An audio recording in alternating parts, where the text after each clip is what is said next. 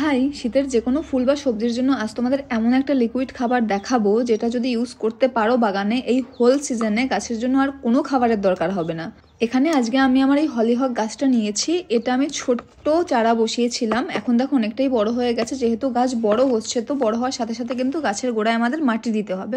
তো তার জন্য কিছুটা মাটি ভার্মিকম্পোস্ট আর হাড়কুচি ভালোভাবে মিশিয়ে প্রথমে গাছের গোড়ার মাটিটা খুঁড়ে তারপরে এই খাবারটা দিয়ে দেবো।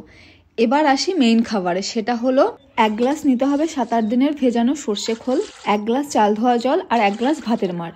এই আমি 3 গ্লাস নিলাম। এবার এর সাথে 5 থেকে 7 গ্লাস আমি নর্মাল জল মেশাবো। এবার এই খাবারটা প্রত্যেকটা গাছের মাটি হালকা খুঁড়ে তারপরে দিয়ে দিতে হবে। প্রত্যেক উইকে রুটিন করে যদি তোমরা গাছে এই খাবারটা দিতে পারো, দেন রেজাল্টটা জাস্ট দেখো।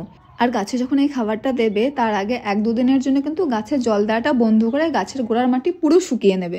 গাছ একটু স্ট্রেসে গিয়ে যখন এই খাবারটা পাবে তখন কিন্তু ভীষণ ভালো রেজাল্ট পাবে।